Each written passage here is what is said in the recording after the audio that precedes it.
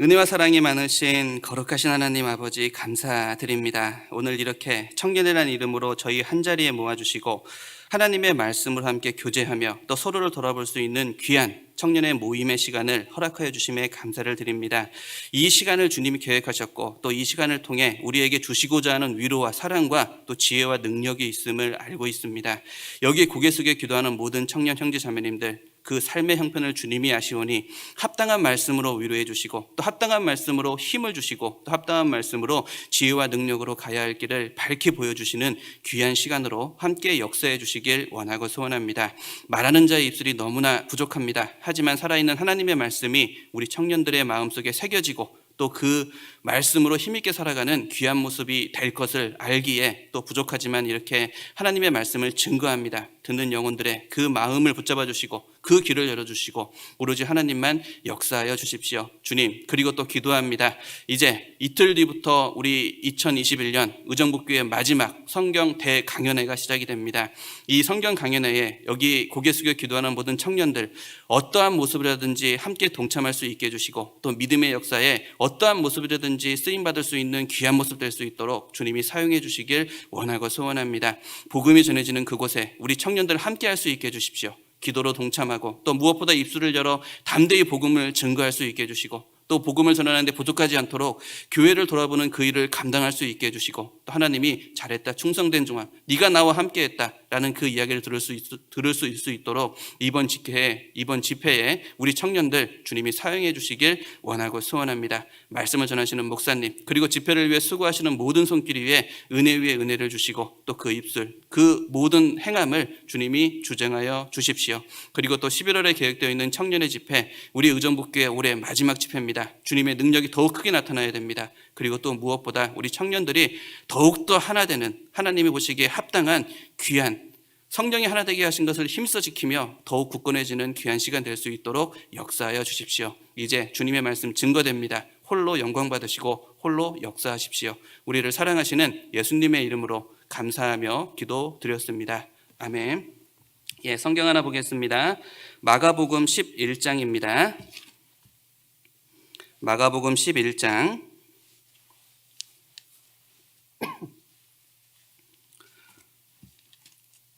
11장 23절 74페이지 마가복음 11장 23절부터 25절까지 마가복음 11장 74페이지입니다. 읽겠습니다.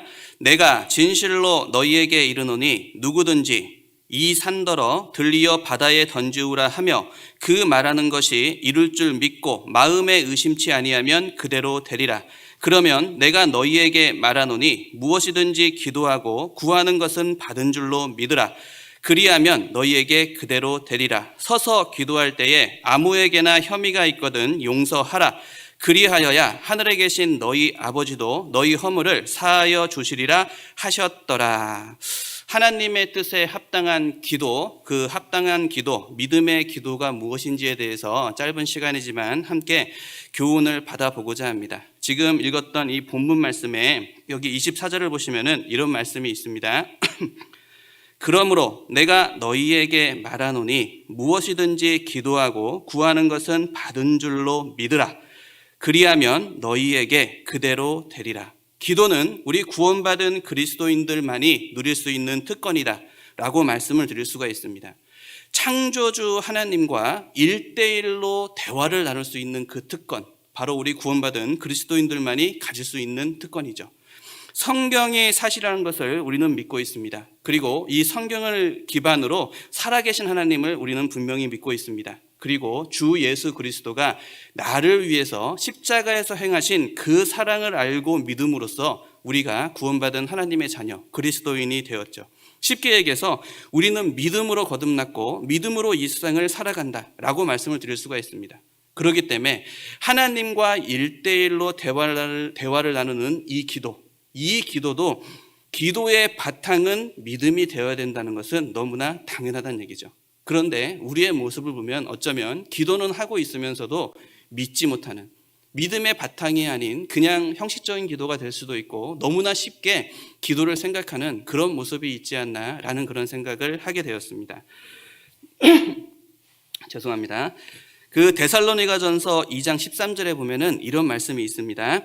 이러므로 우리가 하나님께 쉬지 않고 감사함은 너희가 우리에게 들은 바 하나님의 말씀을 받을 때에 사람의 말로 아니하고 하나님의 말씀으로 받음이니 진실로 그러하다. 이 말씀이 또한 너희 믿는 자 속에서 역사하느니라. 이 말씀이 또한 너희 믿는 자 속에서 역사하느니라. 우리가 듣고 있고 우리가 읽고 있고 묵상하고 또 외우고 있는 이 말씀도 내가 믿었을 때, 내가 듣고 있고 읽고 있고 외우고 있는 이 말씀도 내가 믿었을 때 나를 통해 역사하고 나의 삶을 바꿔주겠다라고 하나님이 말씀하고 있는 겁니다. 우리가 말씀에 순종하고 그 고난을 자처하는 삶을 살아가는 것도 믿음이 있기 때문이죠. 분명히 하나님의 말씀에 순종하고 그 길을 걸어간다는 거, 세상을 포기한다는 것은 고난이 있다는 거 우리 분명히 알고 있습니다. 하지만 하나님의 말씀에 순종하고 그 길을 걸어갔을 때 고난이 있지만 그 가운데 하나님의 위로가 있고 하나님의 보호하심이 있고 하나님의 그 뜻이 있음을 알기 때문에 우리가 순종이라는 그 고난을 자처하는 그 길을 걸어갈 수 있다는 얘기죠. 그리고 그 순종 뒤에 하나님이 주시고자 하는 그 영광은 세상에서 주고자 하는 영광과는 도저히 비교가 안 되는 영원한 축복이라는 것을, 영원한 영광이라는 것을 우리가 알고 있고 믿기 때문에 순종이라는 고난을 자처할 수가 있는 겁니다. 그런데 우리 구원받은 그리스도인이 이 세상을 살아가면서 순종의 삶을 살아간다고 이야기하면서 믿음이 없다면, 혹여 내가 신앙생활을 하고 주를 향해 나아가는 그 길이 믿음이 아니라 감사함이 아니라 나의 열심으로 살아가는 모습이 있다면 하나님 보실 때 너무나 합당치 못한 모습이라는 것을 우리는 분명히 알아야 됩니다.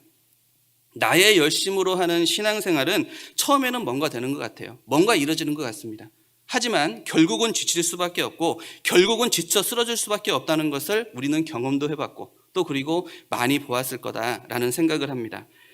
성경을 보면은 성경 인물 중에서도 대표적인 인물, 자신의 의로, 자신의 열심으로 하나님께 나아가랬던 인물이 바로 아담의 장자였던 가인이 아닐까라는 생각을 해요.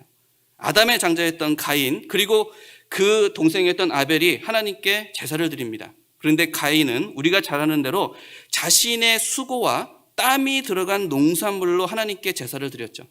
그런데 중요한 것은 하나님이 그 제사를 받지 않으셨습니다. 더 정확히 말씀을 드리면 아담의 범죄로 인해서 저주를 받은 땅의 소산으로 하나님께 제사를 드린다? 그렇기 때문에 하나님이 받지 않으신 거죠. 그리고 더 정확히 말씀을 드리면 하나님의 뜻이 아니라 자신의 의와 자신의 열심과 자신의 수고로 농사를 짓고 하나님께 나아가려고 하는 그 가인의 모습이 합당치 않았기 때문에 하나님이 제사를 받지 않으신 겁니다. 그리스도인의 삶은 믿음으로 시작해 믿음으로 끝나는 것이 바로 그리스도인의 삶입니다. 그렇기 때문에 오늘 우리가 함께 교제하려고 하는 기도의 바탕은 당연히 믿음이 되어야 된다. 우리는 잊지 말고 기억을 해야 됩니다. 야고보서 1장입니다. 성경 야고보서 1장. 성경 야고보서 1장입니다. 1장 5절로 8절, 야고보서 1장 5절로 8절입니다. 읽겠습니다. 너희 중에 누구든지 지혜가 부족하거든 모든 사람에게 후히 주시고 꾸짖지 아니하시는 하나님께 구하라. 그리하면 주시리라. 6절, 오직 믿음으로 구하고 조금도 의심하지 말라. 의심하는 자는 마치 바람에 밀려 요동하는 바다 물결 같으니 이런 사람은 무엇이든지 죽기 얻기를 생각지 말라. 8절, 두 마음을 품어 모든 일에 정함이 없는 자로다. 자, 그리스도인의 삶은 나의 생각이나 나의 계획, 나의 지식이 아닙니다. 주가 말씀으로 인도하시는 그 지혜로 살아가는 것이 그리스도인의 삶입니다. 그렇기 때문에 1장 6절에 오직 믿음으로 구하고 조금도 의심하지 말라. 하나님을 의지하고 하나님을 붙잡고 하나님의 지혜인 이 말씀의 순종으로 믿음으로 살아가는 것이 그리스도인의 삶이다 라고 분명히 이야기를 하고 있는 거죠. 그런데 기도를 하고 있으면서도, 내가 하나님께 기도를 하고 있으면서도 믿음으로 기도하지 못하고 그 기도하는 것을 믿지 못한다면, 말씀을 듣고 있고 보고 있으면서도 믿음의 선진들의 삶과 그 결과를 보고 알고 있음에도 불구하고 내가 기도하면서 믿지 못한다면 지금 읽었던 말씀처럼 바람에 밀려 요동하는 바다 물결같이 흔들리는 모습. 믿음의 길이 두렵고 불안하게 느껴지는, 우리가 걸어가는 그 거룩한 길을 불안하게 느끼고 두려워하는 그런 모습이 될 수 있다라고 이야기를 하는 거죠. 그러면서 하시는 말씀이 7절, 8절에 이런 사람은 무엇이든지 죽게 얻기를 생각지 말라. 두 마음을 품어 모든 일에 정함이 없는 자로다. 이게 무슨 얘기예요? 두 마음을 품었다.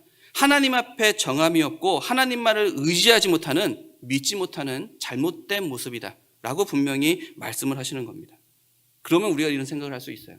그렇다면 내가 하나님께 기도를 드리는데 무조건 믿음으로 기도를 하고 믿음으로 믿습니다, 오직 믿음으로 기도를 드립니다 라고 하면은 그 기도에 하나님이 모든 것을 100% 응답하시냐? 그것은 절대 아니란 얘기죠. 우리가 성경을 통해 계속 배우는 것처럼, 그리고 또 계속 말씀을 드리는 것처럼 믿음으로 기도를 하되 그 기도의 내용과 그리스도인으로서 살아가는 내 삶이 하나님 보시기에 합당한 모습이 되어야 됩니다. 하나님 보시기에 합당한 기도와 합당한 모습이 되었을 때 그 기도에 하나님이 응답을 해주신다는 얘기죠. 우리가 먼저 주 안에서 거하는 삶, 그리고 하나님의 뜻인 그 하나님의 말씀에 순종하는 그런 합당한 기도를 드릴 수 있어야 됩니다. 성경 요한복음입니다. 요한복음 15장. 요한복음 15장 7절입니다. 174페이지 요한복음 15장 7절 읽습니다. 너희가 내 안에 거하고 내 말이 너희 안에 거하면 무엇이든지 원하는 대로 구하라. 그리하면 이루리라. 무엇이든지 원하는 대로 구하라. 너무나 멋진 말이죠. 너무나 감사한 말입니다. 그런데 중요한 건 조건이 있습니다. 무엇이든지 원하는 대로 구하는데 조건이 뭐냐면 너희가 내 안에 거하고 내 말이 너희 안에 거하면. 이게 무슨 얘기예요? 먼저 하나님이 역사하시는 교회와 이 교제 안에 거할 수 있어야 된다는 얘기죠. 그리고 하나님의 말씀에 순종하는 삶을 살아갈 수 있어야 된다라고 이야기를 하는 겁니다. 단지 교회에 나오고 있고 단지 교제에 참석하는 그런 종교 생활을 말하는 게 아니에요. 교제에 참석하고 교회에 참석하면서 하나님이 주시는 그 말씀 안에 거하는 신앙생활을 할 수 있어야 됩니다.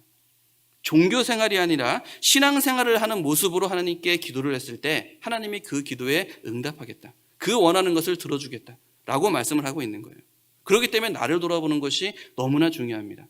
혹시 내가 그리스도인이고 교회 안에 있습니다. 그런데 지금 내가 살아가는 내 삶 속에 고난이 있고 어려움이 있습니다. 아픔이 있습니다.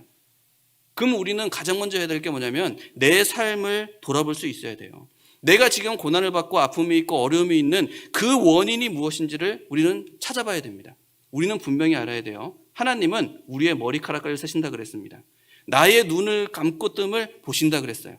무슨 얘기냐면 우리 구원받은 그리스도인의 삶에는 절대 우연이라는 것은 없다는 얘기예요. 내가 고난을 받고 있고 어려움이 있고 아픔이 있다면 분명히 하나님이 개입하신 겁니다. 하나님이 나에게 무언가를 가르쳐주기 위해서 내 삶을 돌아보라고 하나님이 그 시간을 허락하시는 거예요. 만약에 지금 내가 받는 고난이 말씀과 교제 안에 거하면서 말씀에 순종하기 위해서 믿음을 지키기 위해서 받는 고난이라면 감사의 기도를 할 수 있어야겠죠. 그 이유가 뭐냐면 하나님의 사람으로, 이 세상이 아니라 영원한 영광 받기에 합당한 하나님의 사람으로 만들기 위해서 하나님이 직접 나를 단련시키기 위해서 주시는 시험이거든요. 그렇기 때문에 감사의 기도가 나올 수 있어야 됩니다. 지금의 고난과 어려움과 아픔을 비껴달라, 이것을 치워달라고 하는 기도가 아니라 하나님이 주신 이 시험과 이 고난과 어려움과 아픔을 이길 수 있는 힘을 달라, 이길 수 있는 힘을 달라고 기도할 수 있어야 되고, 이 가운데 하나님의 뜻, 하나님이 원하는 것이 무엇인지 알 수 있게 해달라는, 나를 굴복시킬 수 있는 힘을 달라는 그 기도를 드릴 수 있어야 되는 거예요. 시편 73편 24절에 보면은 이런 말씀이 있습니다. 주의 교훈으로 나를 인도하시고 후에는 영광으로 나를 영접하시리니. 주의 교훈, 말씀을 따라 순종으로 오는 고난이기 때문에 하나님이 이 고난 가운데, 이 고난의 시험을 이기면은 하나님이 더 큰 영광으로 영접하겠다, 하나님이 하시는 말씀인 거죠. 그리고 또 하나, 내가 고난을 받고 있습니다. 그런데 그것이 징계의 고난이라면, 그리스도인이 말씀을 떠나 살면서 형제자매와 함께하는 교회에 머물지 않는다면 분명히 고난이 생깁니다. 분명히 아픔이 생깁니다. 분명히 어려움이 생깁니다. 우리 구원받은 그리스도인들 아픔이 생기고 고난이 생기면은 이게 징계인지 아닌지 분명히 알 수 있어요. 내가 어떤 어려움이 생기면은 내가 그때 그 일을 해서 이런 일이 생기는 건가? 라고 하면서 분명히 떠오를 거라고 생각을 해요. 하나님의 말씀 가운데 있고 교회 가운데 있으면은 내가 당하고 있는 고난, 아픔이 생기면은 이게 징계의 고난인지 아닌지를 분명히 알게 됩니다. 순종치 못해서 당하는 징계의 고난이 그 아픔이 생겼다면 이 고난을 이기게 해달라는 기도를 하는 것은 합당치 못한 모습이죠. 먼저 회개의 기도를 할 수 있어야 돼요. 내가 고난을 받고 징계의 고난을 받는다는 얘기는 하나님과 나의 관계가 죄로 인해 가지고 그 누룩으로 인해서 막혔다는 얘기입니다. 관계가 지금 제대로 이루어지지 않는다는 얘기예요. 그렇기 때문에 내가 이런 죄가 있기 때문에 하나님과 관계가 막혔기 때문에 이 죄를 먼저 하나님께 회개하는, 내 삶을 돌아보고 돌이키는 그런 기도를 할 수 있어야 된다는 얘기죠. 단지 지금의 고난을 넘겨달라고 하나님께 기도한다면 하나님은 그 기도에 응답지 않으셔요. 먼저 자신을 돌아보고 자신의 잘못을 회개하고 하나님과의 관계를 회복하기 위한 그 기도가 먼저 될 수 있어야 됩니다. 그리고 또 우리가 분명히 알아야 될 건 우리 그리스도인의 삶에 징계의 고난이 있잖아요. 하나님이 징계의 고난을 내리는 목적을 우리 분명히 알아야 돼요. 아까 말씀드린 대로 죄를 지면 하나님과의 관계가 꺾어집니다. 징계의 고난을 내리는 목적은 그 관계를 회복시키고 다시 믿음의 길을 걸어갈 수 있도록 우리에게 다시 기회를 주시기 위해서 우리에게 징계의 고난, 그 아픔을 주는 거예요. 그런데 그 하나님의 뜻을 알지 못하고 죄에서 돌이키지도 않고 교제로 돌아오지도 않고 내가 죄에 있는 걸 알고 있으면서도 그 말씀에 순종하지 못하는 모습으로 그러면서 힘들다라고 기도한다면 하나님은 그 기도에 응답하지 않습니다. 우리는 분명히 기억하고 분명히 알아야 됩니다. 다시 한번 말씀드립니다. 하나님께서 우리 그리스도인을 징계하시는 이유, 고난을 줘서 아프게 해서 멸망, 파멸시키기 위함이 절대 아니에요. 죄를 버리고 다시 돌이켜 다시 믿음의 역사에 참여시켜 저 천국에서 영광받기에 합당한 하나님의 사람으로 돌아오게 하기 위함임을 분명히 알아야 됩니다. 그리스도인에게 징계를 주시는 이유, 다시 말하면 사랑하기 때문이에요. 나를 포기하지 못하기 때문에, 나를 죽기까지 사랑하시는 사랑이 있기 때문에, 그리고 나를 위해 죽어주신 그 사랑이 있기 때문에 다시 세우기 위해서, 다시 나를 세우기 위해서 주시는 시험이라는 거 우리 분명히 기억해야 됩니다. 성경 미가서입니다. 미가서 7장. 미가서 7장. 찾기 힘드시죠? 미가서 7장 1279페이지, 구약 1297페이지, 미가서 7장 9절. 아닙니다. 제가 멈춰졌네. 미가서 7장 1297페이지. 예, 맞습니다. 미가서 7장 9절. 자, 여기는 중요한 말씀이니까 마스크를 쓰셨으니 짧게 함께 읽어보겠습니다. 내가 여호와께 범죄하였으니 주께서 나를 위하여 심판하사 신원하시기까지는 그의 노를 당하려니와 주께서 나를 인도하사 광명에 이르게 하시리니 내가 그의 의를 보리로다. 그리스도인이 징계를 어떻게 받아야 되는지, 그 징계의 목적과 어떤 마음가짐으로 그 고난을 이겨내야 되는지를 가장 잘 설명한 말씀이다 라고 말씀을 드릴 수가 있어요. 여기 9절 전반부에 보시면은 내가 여호와께 범죄하였으니 주께서 나를 위하여 심판하사, 불순종, 누룩의 죄가 있습니다. 그리스도인으로서 합당치 못한 죄로 하나님께 범죄했을 때 하나님이 나를 심판하시고 징계하신다 라고 기록이 되어 있는 거죠. 근데 중요한 것은 징계의 목적은 나를 파멸시키기 위함이 절대 아니다. 회복이다. 하나님과의 관계 회복이고 믿음의 역사에 동참시키려는 것이다. 그렇기 때문에 9절 후반부에 주께서 나를 인도하사 광명에 이르게 하시리니 내가 그의 의를 보리로다. 내가 그의 의를 보리로다. 결국은 징계로 심판을 받고 고난을 받지만 그 징계를 통해서 다시 나를 인도하시고 다시 광명으로, 다시 하나님의 의로, 다시 믿음의 역사에 동참시켜서 하나님의 의를 보게 하겠다. 하나님이 징계를 내는 목적이 정확히 기록이 되어 있죠. 그렇기 때문에 징계를 받는 태도 이와 같아야 됩니다. 7장 9절, 여기 제가 다시 한번 읽을게요. 내가 여호와께 범죄하였으니 주께서 나를 위하여 심판하사 신원하시기까지는 그의 노를 당하려니와. 신원하시기까지는 그의 노를 당하려니와. 이게 무슨 얘기예요? 징계의 고난 가운데 낙심하고 주저앉으라는 얘기가 아니죠. 나를 사랑하고 돌이키기 위해 내리신 징계임을 알기 때문에 신원하시기까지 그 고난도 그 아픔도 달게 받는 그런 마음이 필요하다는 얘기예요. 하나님의 때를 기다리면서 이 고난을 이겨낼 수 있는, 이 고난 가운데 나를 돌이킬 수 있는 그 시간을 가지라. 하나님께 돌아가라. 그 노를, 그 징계를 달게 받으라 라고 말씀하시는 겁니다. 나를 죽기까지 사랑하시는 나의 주님은 나 절대 포기하지 않습니다. 나를 위해 죽어주신 분이에요. 나를 위해서 천국을 만드신 분이에요. 그 하나님이 내가 누룩이 있고 죄가 있다고 해서 나를 포기하는 게 아닙니다. 우리는 성경을 통해서 그런 예를 많이 보잖아요. 살인자였고 간음자였던 다윗이 하나님의 마음에 합한 사람이 되었잖아요. 예수님을 저주하면서 부인했던 베드로가 예수님의 수제자가 됐습니다. 징계를 받고 고난 가운데 그 노를 신원하시기까지 받았기 때문에 하나님의 광명에 이르고 하나님의 의를 이루는 그 자리까지 나아가게 된 거예요. 야고보서 4장 2절에 보면은 이런 말씀이 있습니다. 너희가 욕심을 내어도 얻지 못하고 살인하며 시기하여도 능히 취하지 못하나니 너희가 다투고 싸우는도다. 너희가 얻지 못함은 구하지 아니함이요 구하여도 받지 못함은 정욕으로 쓰려고 잘못 구함이니. 자, 이게 무슨 얘기예요? 하나님의 뜻이 아니라 자신의 정욕을 위한 기도, 지금의 어려움, 이 고난만을 넘기기 위한 기도는 하나님 앞에 합당치 않다는 얘기예요.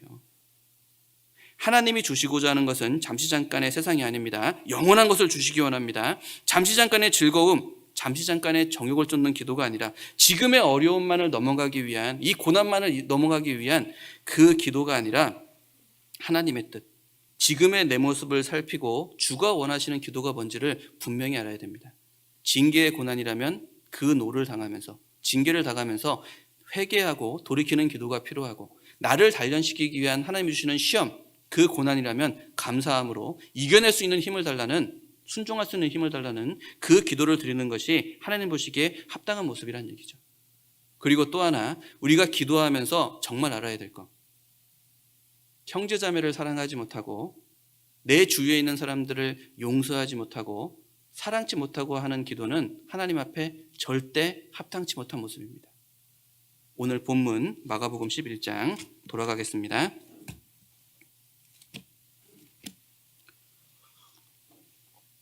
마가복음 11장 25절 11장 25절입니다. 읽겠습니다. 서서 기도할 때에 아무에게나 혐의가 있거든 용서하라. 그리하여야 하늘에 계신 너희 아버지도 너희 허물을 사하여 주시리라 하였더라. 용서와 사랑이 없는 기도, 하나님 앞에 합당치 못한 기도라는 거 우리 분명히 알아야 돼요. 형제 자매가 나를 힘들게 할 수 있습니다. 내 가족들이 나를 힘들게 할 수 있습니다. 그러더라도 우리는 용서할 수 있어야 되고 사랑할 수 있어야 되고 나를 힘들게 하는 형제자매와 가족을 위해서 기도할 수 있어야 된다는 얘기예요. 사랑치 못하고 기도하면은 기도가 막힙니다. 내가 내 마음에 분이 있어요. 내 마음에 화가 있습니다. 그런데 기도를 하면은 아마 경험 있지 않은지 모르겠어요. 하나님이 그 기도를 듣지 않습니다. 기도를 하면서도 답답함이 느껴져요. 하나님이 그 기도를 거부한다는 것을 내가 느끼게 되거든요. 나를 힘들게 하는 형제 자매님들, 그리고 내 가족일지라도 내 지인일지라도 먼저 용서할 수 있어야 되고 먼저 사랑할 수 있어야 되고, 성경에서는 원수마저도 사랑하라 그랬잖아요. 그렇기 때문에 나를 위해서, 하나님과의 관계 회복을 위해서라도 먼저 용서하고 먼저 사랑하고 하나님께 기도드리는 그런 모습이 너무나 필요하다는 얘기예요. 잠언 17장 9절에 허물을 덮어주는 자는 사랑을 구하는 자요, 그것을 거듭 말하는 자는 친한 것을 이간하는 자니라. 형제 자매의 허물을 덮어주는 자는 덮어주는 그런 사랑을 할 수 있어야 됩니다. 형제 자매의 누룩을 보고 그 잘못을 알고 있어요. 내가 봤습니다. 그러면은 기도를 해줘야 되는 거지, 내가 그 누룩이나 그 죄를 알았다고 정죄하는 모습 물론 있지 않겠죠. 그것을 판단하는 모습이 나에게 있으면 안 된다는 얘기예요. 징계의 목적은 회복이라는 말씀을 드렸습니다. 허물이 있으면은 하나님이 징계하십니다. 하나님이 돌이키게 하십니다. 하나님이 돌이키시고 하나님이 징계를 내리시는데 내가 그 자리를 끼어들면 안 된다는 얘기예요. 분명히 죄가 있으면 하나님이 징계하셔요. 우리는 중요한 것은 징계의 고난 가운데 있는 형제자매가 보인다면 내가 할 일은 그 형제의 믿음이 흔들리지 않도록 다시 일어설 수 있도록 기도를 해주는 것이 내가 해야 될 일이라는 얘기죠. 징계의 목적은 멸망이 아닌 회복이잖아요. 그렇다면 회복할 수 있도록 내가 기도를 해야 되는 겁니다. 다시 일어나서 함께 교제하고 함께 교회를 세우는 일을 감당할 수 있도록 기도해 줄 수 있어야 된다는 얘기죠. 그리고 힘들고 어려운 가운데 고난받고 다시 돌아온 형제자매가 있다면 더 품어주셔야 돼요. 더 품어주셔야 돼요. 내가 판단하고서 저런 어려움이 있고 저런 죄가 있었는데 다시 돌아왔네? 그런 생각하면 안 되는 거예요. 하나님이 회복시킨 거잖아요. 하나님이 돌이키신 거잖아요. 그리고 우리는 보지 못했지만 그 가운데 얼마나 많은 어려움과 얼마나 많은 아픔이 있었겠어요. 하지만 그 노를 다 감당을 하고 다시 교회 가운데 믿음의 길로 돌아온 겁니다. 그러면 그런 형제자매 더 사랑해줘야 돼요. 더 안아줘야 돼요. 더 교제할 수 있도록 품어줘야 되고 더 함께 교회를 세우는 일에 더 쓰임받을 수 있도록 함께 해줘야 되는 거예요. 허물을 덮어주는 자는 사랑을 구하는 자요. 그것을 거듭말하는 자는 친한 것을 일관하는 자죠. 정말 주의해야 됩니다. 사랑할 수 있어야 돼요. 덮어줄 수 있어야 돼요. 형제자매를 사랑하지 못하고 돌아보지 못하는 그런 마음, 죄를 그런 잘못된 마음으로 하나님께 기도를 드린다면 하나님은 그 기도에 응답하지 않습니다. 성경 사무엘상 볼게요. 사무엘상 1장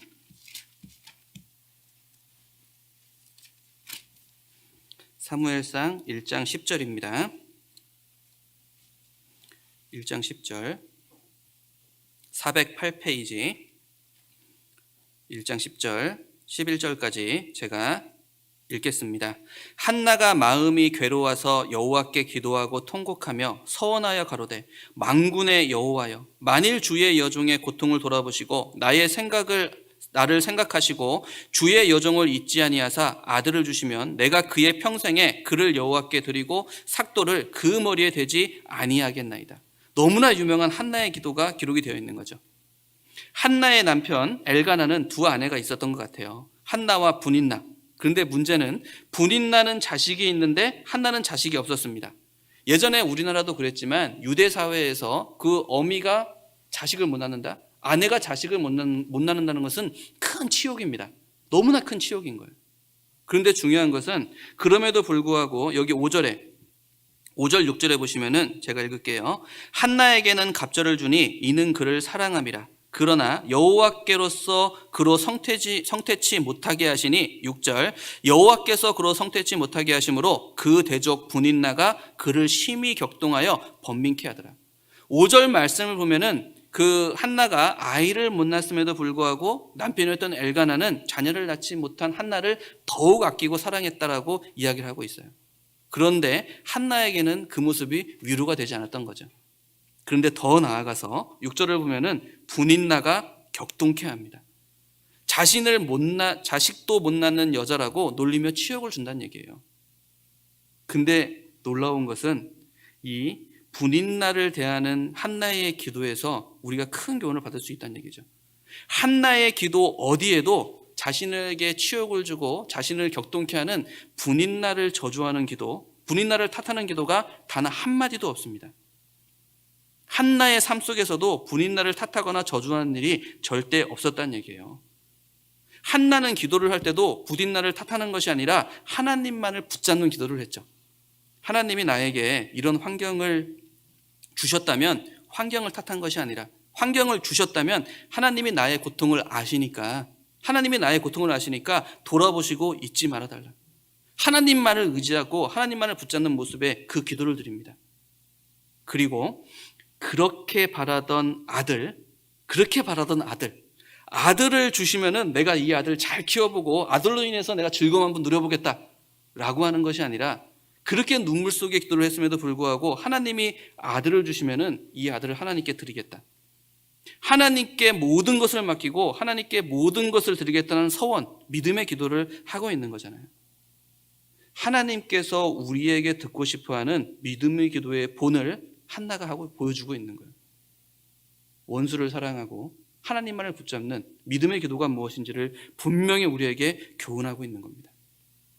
여기 11절 후반부에 아들을 주시면 내가 그의 평생에 그를 여호와께 드리고 삭도를 그 머리에 대지 아니하겠나이다.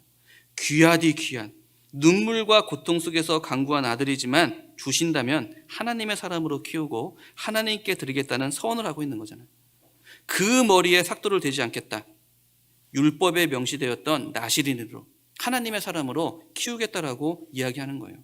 내 아이의 모든 삶을 하나님께 드리겠다 라고 서원을 하고 있는 겁니다. 이 믿음의 기도에 하나님께서 응답을 안 하실 리가 없죠. 너무나 합당한 기도를 하고 있잖아요. 그렇기 때문에 한나를 통해서 그 위대한 마지막 사사이고 선지자였던 사무엘이 탄생을 할 수가 있었던 거예요. 하나님 마음에 합한 기도, 세상의 즐거움이 아니라 하나님의 뜻에 합한 기도는 하나님이 기쁨으로 받으시고 응답하신다는 거 우리 분명히 알아야 돼요. 나의 기도가 응답받기 위해서는 먼저 용서할 수 있어야 됩니다. 먼저 사랑할 수 있어야 됩니다. 그리고 먼저 그 허물을 덮어줄 수 있는 그런 모습을 하나님께 기도를 드릴 수 있어야 돼요. 그리고 또 하나 분명히 알아야 될 거, 반복되는 죄가 있으면 하나님과의 기도가 막힙니다. 기도에 응답하지 않습니다. 성경 시편 66편입니다. 시편 66편 18절, 19절, 847페이지, 847페이지, 시편 66편 18절로 19절. 자, 여기도 짧게 같이 읽겠습니다. 내가 내 마음에 죄악을 품으면 주께서 듣지 아니하시리라. 그러나 하나님이 실로 들으셨으며 내 기도 소리에 주의하셨도다. 내가 내 마음에 죄악을 품으면 주께서 듣지 아니하시리라. 죄악을 품고 하는 기도는 하나님이 듣지 않는다는 얘기예요. 다시 얘기해서 버려야 되는 죄라는 걸 알고 있으면서 이 죄 때문에 내가 계속 발목에 잡히고 믿음의 길을 걸어가는데 걸림이 되고 문제가 되는 것을 알고 있음에도 불구하고, 그리고 이 죄 때문에 내가 계속 징계받고 있어요. 내가 징계받고 있다는 걸 알고 있으면서도 불구하고 내 고난의 이유가 이 죄라는 것을 알고 있음에도 불구하고 이 죄를 버리지 못하고 계속 품고 살아가는 그런 모습으로 하나님께 기도한다면 하나님이 그 기도를 듣지 않으신다는 얘기예요. 합당치 않은 기도라는 얘기예요. 지금 떠오르고 있는, 내 머릿속에 떠오르고 있는 그 죄 버리라고 하나님이 말씀하시는 겁니다. 그 죄 버리고 기도하라고 하나님이 말씀하시는 거예요. 우리 나를 돌아보자고요. 내 삶 속에 반복되는 죄가 있다면 그 죄 버리셔야 됩니다. 근데 중요한 것은 그 죄 버리기 위해서 무엇을 가장 먼저 해야 되냐? 기도부터 해야 돼요. 그냥 버린다고 버리는 게 아니라 이 죄를 버리기 위한 기도를 해야 됩니다. 한 번 기도하고 끝나는 것이 아니라 버릴 때까지 끊임없이 하나님을 붙잡고 기도하고 나를 돌아보는 삶을 살아야 돼요. 죄 버리는 거 쉬운 거 아닙니다. 정말 어려워요. 그래서 히브리서에 보면은 죄하고 피 흘리기까지 싸우라고 하나님이 말씀하셨잖아요. 죄 버리는 거 정말 어렵습니다. 그렇기 때문에 죄를 질 때마다 하나님을 붙잡고, 하나님, 내가 또 이 죄를 졌습니다. 정말 이 죄 버리고 싶습니다. 기도하고 간구하고 나의 약함을 간구하고 구하는 그 기도의 모습이 필요하다는 얘기예요. 그리고 그 죄를 버리기 위해서 노력을 해야 돼요. 싸워야 됩니다. 기도하고 싸워야 됩니다. 그 기도를 하나님이 들으셔요. 지금 떠오르는 그 죄, 반복되고 있는 내 발목 잡고 있는 그 죄 버리셔요. 기도하셔요. 버리기 위해서 기도하셔요. 그리고 싸우셔요. 하나님이 말씀하십니다. 그리고 또 하나, 우리가 드리는 기도의 내용은 정직할 수 있어야 되고, 정직해야 되고 명확해야 됩니다. 시편 17편입니다.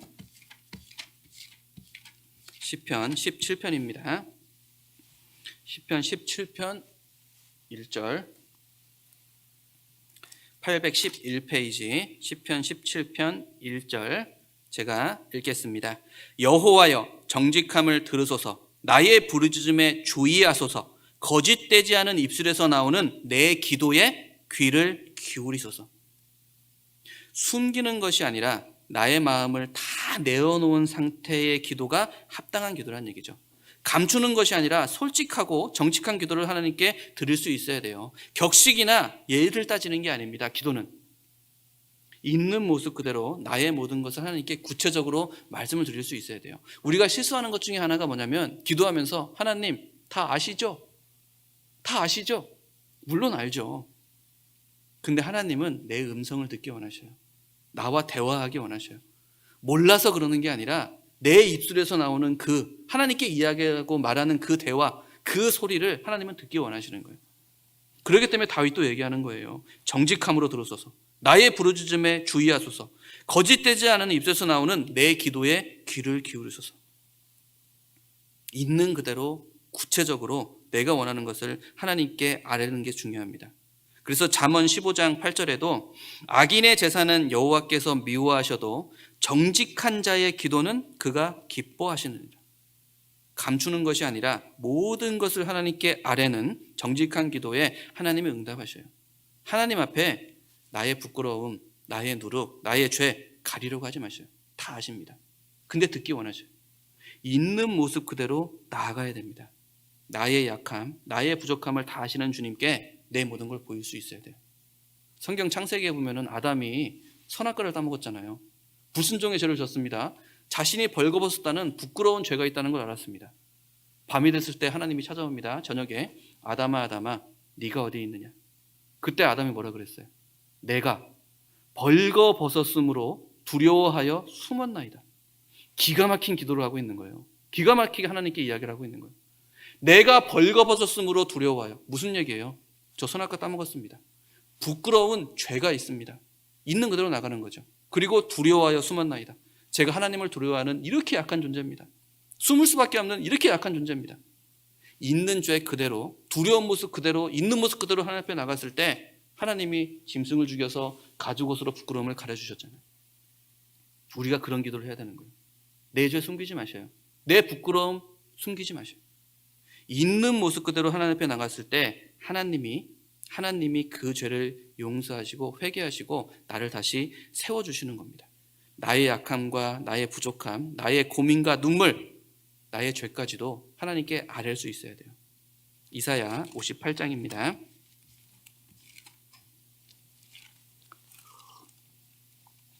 (58장) 9절 1038페이지 1038 이사야 58장 9절입니다. 58장 9절 읽겠습니다. 네가 부를 때에는 나 여호와가 응답하겠고 네가 부르짖을 때에는 말하기를 내가 여기 있다 하리라. 만일 네가 너희 중에서 멍에와 손가락질과 허망한 말을 제하여 버리고 자 네가 부를 때에는 나 여호와가 응답하겠고 네가 부르짖을 때에는 말하기를 내가 여기 있다 하리라. 내가 여기 있다 하리라. 얼마나 은혜가 되는 말씀이에요. 하나님께 드리는 기도 평상시엔 돼야 합니다. 정말 평소엔 편하게 아버지 하면서 편하게 대답할 수 있어요. 하지만 정말 내가 원하는 그리고 내가 바라고 간구하는 간절한 게 있다면 정말 내가 원하는 게 있다면 하나님 앞에 부르짖는 간절한 기도가 필요합니다. 그때 하나님이 내 곁에서 내 기도를 들으셔요. 눈물을 흘리면서 드리는 간절한 기도 정말 필요합니다. 우리 정말 생각해야 돼요. 새벽 기도하는 거, 통성 기도하는 거 절대 나쁜 게 아닙니다. 성경 믿음의 선진들 했어요. 예수님도 하셨습니다. 근데 중요한 것은 모여가지고 남들한테 보이기식으로 새벽 기도하고 통성 기도하는 것은 합당치 못한 모습이죠. 하지만 정말 원하는 게 있고 정말 내가 간구하는 게 있다면 하나님 붙잡고 새벽 기도 할 수 있어야 돼요. 정말 하나님 붙잡고 눈물로 간구하는 그런 기도 필요합니다. 하나님이 그 기도를 들으셔요. 누가복음 18장에 보면은 불의한 재판관과 그 과부의 이야기가 나오잖아요. 과부가 하도 쫓아오니까 불의한 재판관이 하는 말이 뭐냐면 내가 선하진 않지만 의롭지 않지만은 이 과부가 나를 너무나 귀찮게 하니까 내가 그 원한을 풀어주리라 라고 이야기하거든요. 자 보셔요. 내가 신앙생활을 하기 위해서 전도를 하기 위해서 지금의 어려움과 고난을 이겨내고 믿음의 길을 가기 위해서 눈물로 기도한다면 나를 죽기까지 사랑하신 그 하나님이 그 기도에 응답 안 하실 것 같아요? 분명히 듣습니다. 내가 눈물로 기도할 때 내가 여기 네 옆에 있다. 네 기도를 듣고 있다. 분명히 하나님이 말씀하셔요. 다른 이가 아니라 우리 그리스도인에게 하나님이 하시는 말씀이잖아요. 네가 부르짖을 때에 내가 말하기를 내가 여기 있다 하리라. 내가 여기 있다 하리라. 얼마나 위로가 되는 말씀이고 얼마나 힘이 되는 말씀이에요. 나의 약함, 나의 부족함, 누룩일지라도 있는 그대로 하나님께 아뢰고 내가 원하는 것을 정말 하나님께 부르짖는 그런 간절함이 너무나 필요합니다. 성경 시편 5장, 시편 5장입니다. 시편 5장 3절, 805페이지 시편 5장 3절입니다. 5장 3절 읽겠습니다. 자, 여기 같이 읽겠습니다. 여호와여, 아침에 주께서 나의 소리를 들으시리니 아침에 내가 주께 기도하고 바라리이다. 자, 이른 새벽에, 이른 아침에 하나님께 기도 한번 드려보세요. 물론 드리고 있겠지만 정신이 가장 맑을 때 하나님과 대화를 나눌 수 있어야 됩니다. 나의 모든 것을 맡길 수 있어야 돼요. 나의 어려움을 아릴 수 있어야 돼요. 이른 새벽에 미명 가운데 기도한다는 것은 간절함의 표현이잖아요. 하나님이 나의 간절한 기도를 들으십니다. 복음과 하나님을 향한 나의 마음을 정하고 새벽을 깨워보셔요. 하나님께 나의 삶을 맡겨보셔요. 나의 기도에 응답하시고 나와 동행하시는 임마누엘 하나님, 지금 내 옆에 있는 나를 기다리시고 함께 있는 그 임마누엘 하나님을 경험하게 됩니다. 그리고 더 나아가서 여기까지 도우신 에베네셀의 하나님도 만나게 되는 거예요. 그리고 여호와 이레, 내 앞까지도 인도하시는, 결국은 선을 이루시는 그 하나님을 알게 되고 믿게 되고 내 모든 것을 맡기게 되는 겁니다. 새벽을 깨우는, 내가 구원하고자 하는 영혼을 위해서 정말 간절함으로 기도해 보셔요. 내 부모님을 위해서 새벽을 깨워보셔요.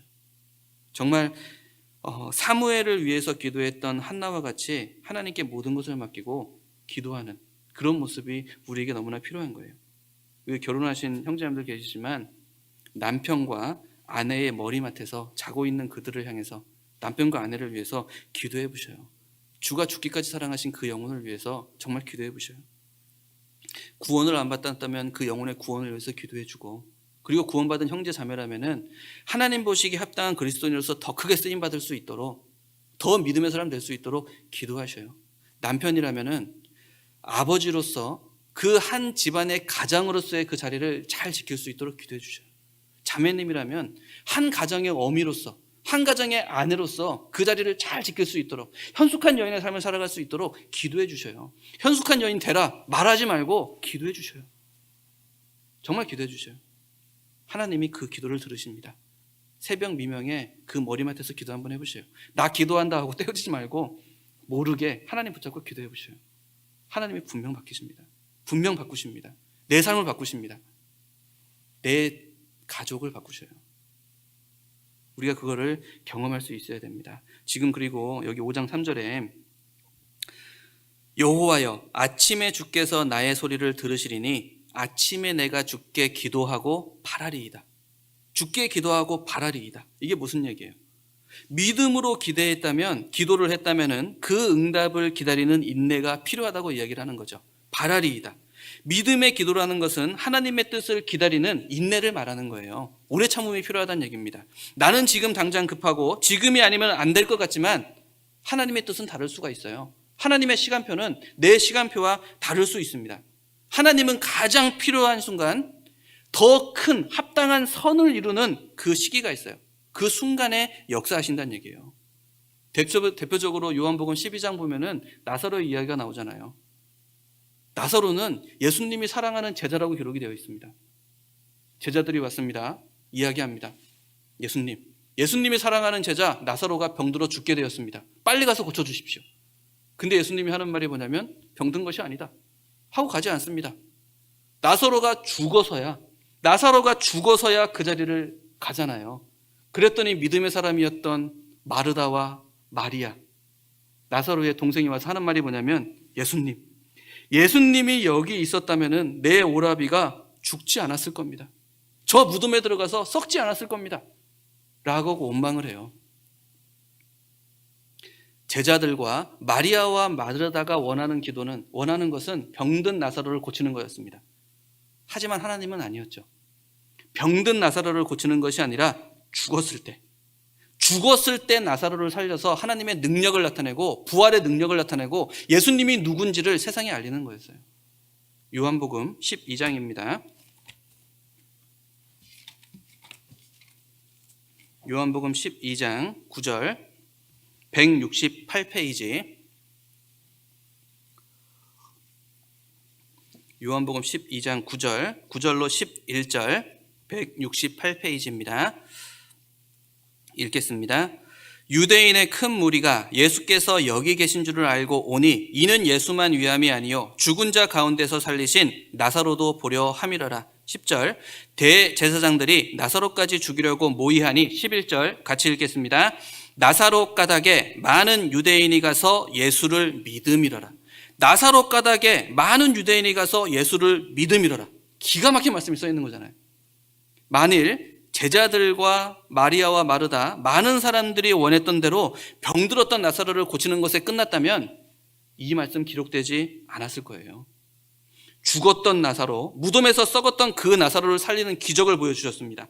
사람들의 때가 아니라 예수님의 시간표, 하나님이 원하시는 그 시간표대로 죽었던 나사로를 살렸습니다.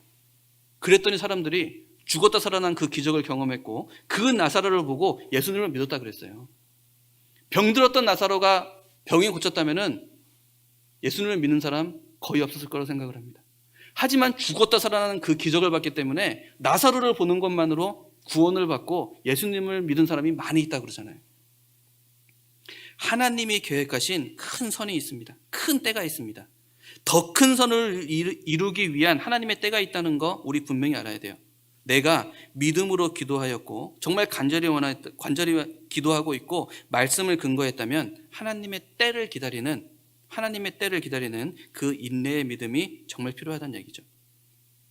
나의 생각이 아니라 더 큰 계획과 더 큰 선을 이루기 위한 하나님의 때가 있음을 잊지 말아야 됩니다. 그 때를 기다리고 인내하는 것이 믿음이에요.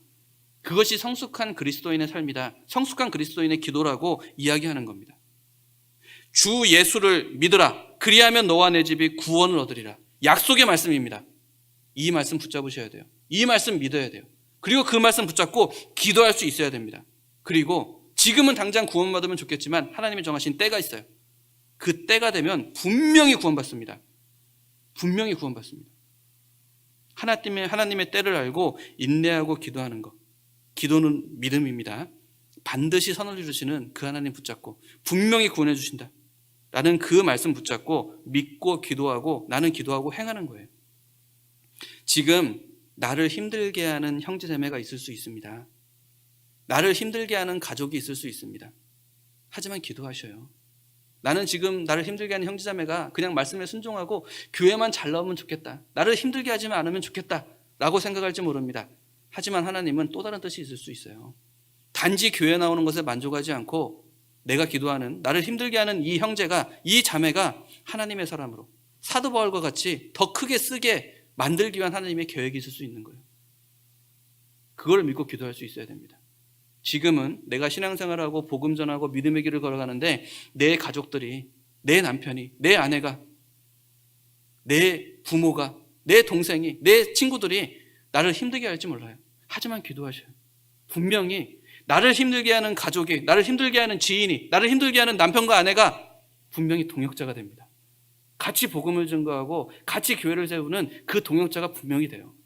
단지 나는 구원만 받으면 좋겠다라고 기도할지 모르지만 하나님의 뜻은 구원이 아니에요. 같이 교회를 세우는 동역자를 만들기 원하시는 거예요.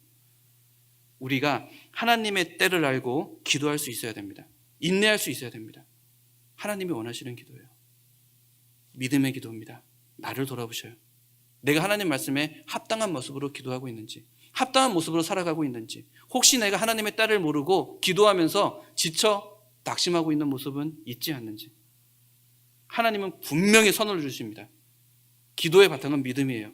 선을 이루시는 그 하나님을 붙잡고 지금은 나는 보지 못할지 모르고 또 보이지 않지만 분명히 하나님은 선을 이루신다. 내가 교회 안에 있고 말씀 가운데 있고 내 노력을 버리기 위해서 경건에 이르기를 연습하며 기도한다. 하나님 붙잡는다.